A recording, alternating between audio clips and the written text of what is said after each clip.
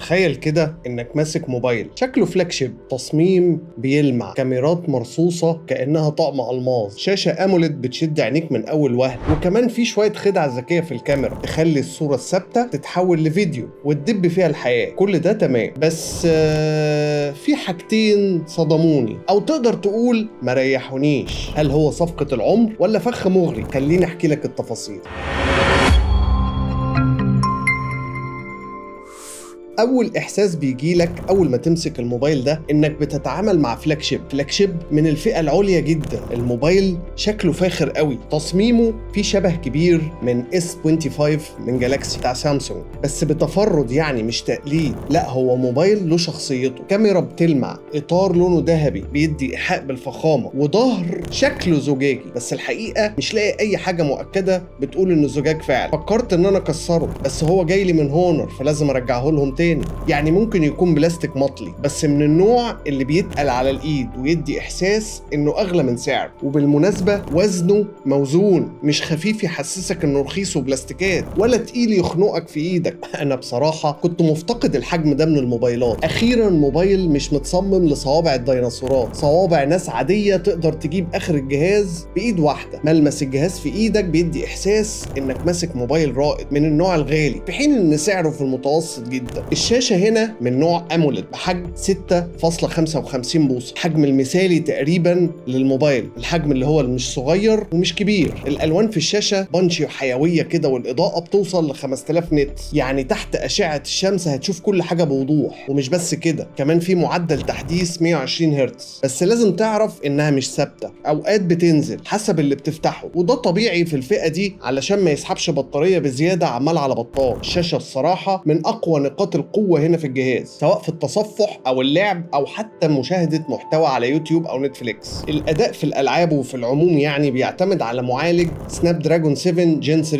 معالج متوسط قوي بس مش اقوى حاجة، بيجيب حوالي 860 الف نقطة على انتوتو. معاه 12 جيجا رام و256 جيجا ذاكرة داخلية من نوع 3.1 UFS، وده ممتاز في الفئة السعرية دي، وممتاز في العموم يعني. بس المفاجأة ان هو نفس المعالج اللي موجود في هونر 200 اللي هو الجيل اللي قبل ده، والجهاز ده اساسا اغلى من الجهاز الجديد، ودي نقطة تحسب للهونر 400 لانه بيقدم نفس التجربة وافضل بس بسعر اقل. والاكتر من كده ان هونر وعدت ب6 تحديثات رئيسية للسوفت وير، حاجة خرافية بصراحة. يعني انت الجهاز ده معاك 6 سنين وانت مطمن، خاصة ان الماتيريال اللي معمول منها ماتيريال حلوة وقوية وتستحمل. بس يعني هو في موقف غريب حصل ليا وانا بنقل الداتا بتاعتي من موبايل سامسونج. النقل اخد حوالي 4 ساعات كاملة بالواي فاي، وبعد ما النقل خلص فجأة الجهاز عمل فورمات لنفسه ورجع للصفر. والله لوحده كده وانا واقف بتفرج ومش فاهم حاجة. بس لما استخدمت باك اب بتاع جوجل الامور مشيت، واللي حصل ده ممكن يكون جليتش او مشكلة في التوافق او تحديث للسوفت وير، بس وجب التنويه يعني. الجهاز مشي بعديها حلاوة. نيجي بقى للنقطة اللي الكل مستنيها واللي بقينا كلنا بنستناها في كل الموبايلات،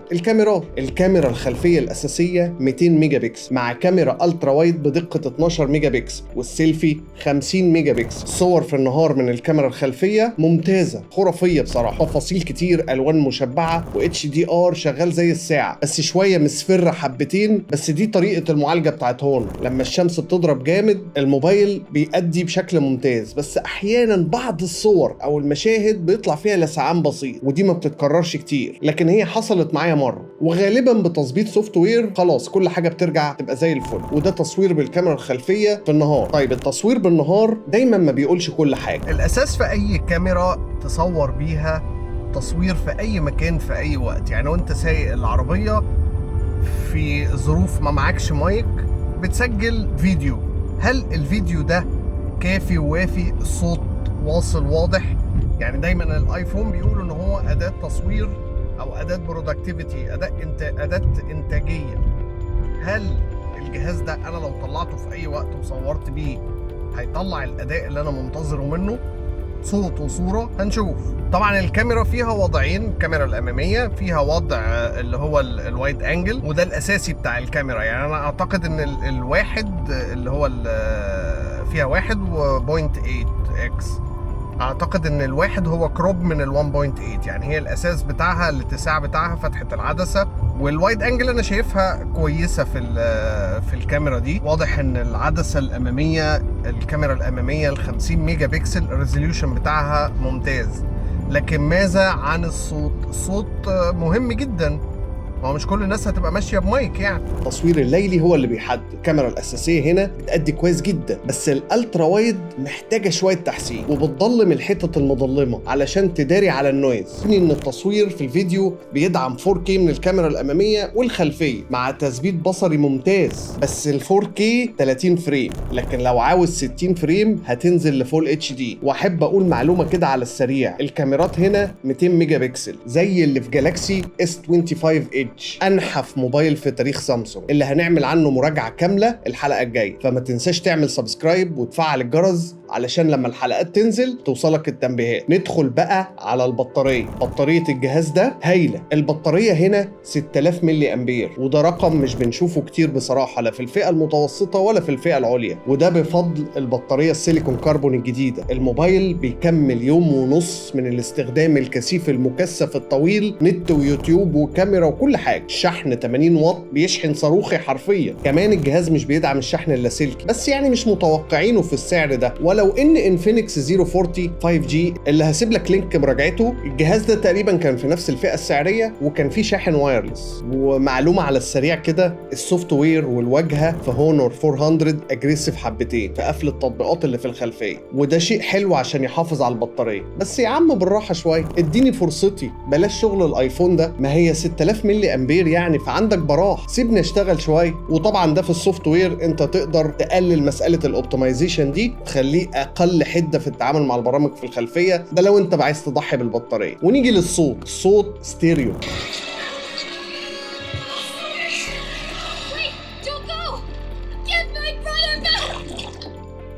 Just like that, the god took away my brother. Some kind of seal was cast upon me, and I lost my power.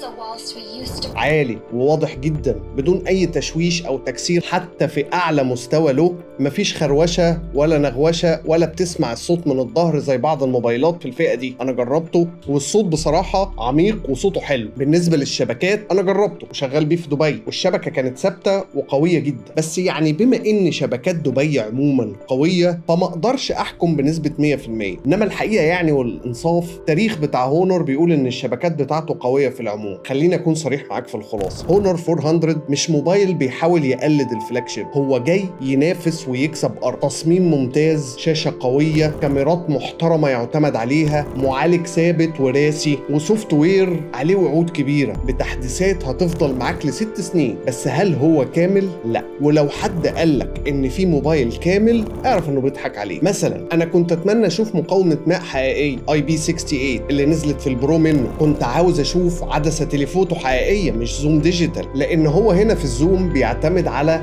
ال 200 ميجا بكسل بتاعت العدسه الاساسيه، وبيعمل زوم ديجيتال على اساس ان الصوره مليانه بكسلات يعني، فطبعا ما بتطلعش يعني زي ما بيكون عندك عدسه تليفوتو مخصصه. حاجه كمان، انا ما بحبش المعالجات من سناب دراجون فئه 7، بحس ان هي كسوله شويه. ولو ان جين 3 كويس، بس اتمنيت معالج اقوى حتى لو جيل قديم، بس يبقى 8 مش 7. لكن الحقيقه كله ب8. ما هو مش S25 الترا اللي بالمناسبه هسيب لك لينك مراجعته هنا، وهتلاقي في الوصف مقارنه بينه وبين الايفون. الهونور 400 فلوسك اللي هتدفعها في الجهاز هتاخد بيها واكتر شويه، فطبيعي يكون في تضحيات. الجهاز ده سعره في الامارات حوالي 1300 درهم، يعني في حدود 20000 جنيه مصر. والفئه دي فيها منافسه شديده جدا زي ريدمي نوت 13 برو بلس وA55 من جالاكسي سامسونج. بس هل هونور 400 يسد ضدهم؟ في رايي الشخصي يسد وبقوه، خصوصا في الكاميرات والاداء المستقر وتحديث ال6 سنين. بس دايما زي ما بقول لك، انا حكيت لك تجربتي الشخصيه وتفضيلاتي انا. دلوقتي دورك تقول لي في التعليقات، شايفه يستاهل سعره ولا في اختيارات في نفس الفئه احسن منه؟ قولوا لي في الكومنتات. لو معاكم 20000 جنيه او 1300 درهم، هل ده افضل موبايل تشتريه؟ قول لي رايك في الكومنت، ولو عندك حاجه شايفها اقوى منه